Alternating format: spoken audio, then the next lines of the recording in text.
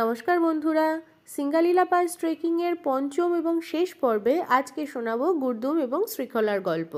চলুন তাহলে শুরু করি আজকের এই ভিডিওটি। সান্দাকফুতে বরফ গলার জন্য কিছু সময় অপেক্ষা করে আমরা ধীরে ধীরে এগিয়ে যাই গুরদুমের উদ্দেশ্যে।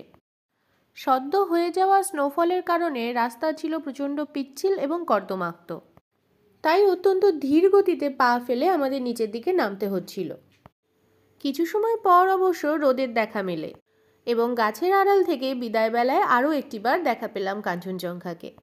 সান্দাকফু থেকে প্রায় 16 কিলোমিটার নিচের দিকে অবস্থিত শ্রীখলাতে একদিনেই পৌঁছে যাওয়া যায়, কিন্তু শ্রীখলা থেকে মাত্র 5-6 কিলোমিটার আগেই গুরদুম নামে একটি ছোট্ট সুন্দর পাহাড়ি গ্রাম পড়ে। সেই রাতটা কিন্তু আমরা সেখানে থাকার সিদ্ধান্ত নিয়েছিলাম।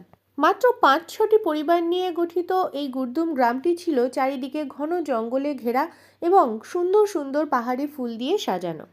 প্রি বুকিং আমাদের ছিল না, তাই সেখানকার একটি হোমস্টেতে গিয়ে আমরা সরাসরি কথা বলি এবং ভাগ্যক্রমে ঘরও পেয়ে যাই।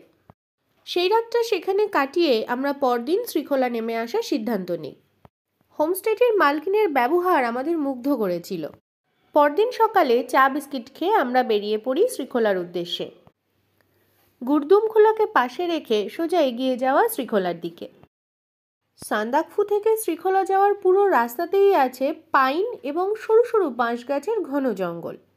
গুরদুম গ্রামের পর থেকেই আস্তে আস্তে জনবসতির সংখ্যাও বাড়তে থাকে, আর গুরদুম থেকে কম বেশি 1-1.5 ঘন্টার মধ্যেই আমরা শ্রীখলায় পৌঁছে যাই। শ্রীখলার জিটিএ ট্রেকার্স হাটে আমাদের সেই দিনে রাত্রিবাসের সিদ্ধান্ত নেওয়া হয়। ট্রেকার্স হাটে পৌঁছেই ব্যাকপ্যাক রেখে আমরা বেরিয়ে পড়ি আশপাশটা ঘুরে দেখার জন্য। সেখানকার প্রধান দ্রষ্টব্য হলো শ্রীখলা ব্রিজ। কিছু সময় ঘুরেই সন্ধ্যে নামার আগেই আমরা ট্রেকার্স হাটে ফিরে যাই। পরদিন খুব সকাল সকাল বেরিয়ে আগে থেকে বলে রাখা গাড়ি ধরে আমরা চলে আসি নিউ জলপাইগুড়ি স্টেশন। আর হ্যাঁ, এই ট্রেকের একদম শুরুতেই কিন্তু আমরা দেখে নিয়েছিলাম সিংসোর ব্রিজ।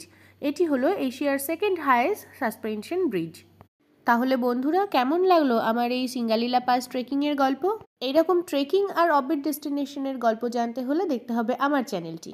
আজকের মতো এইটুকুই, টাটা।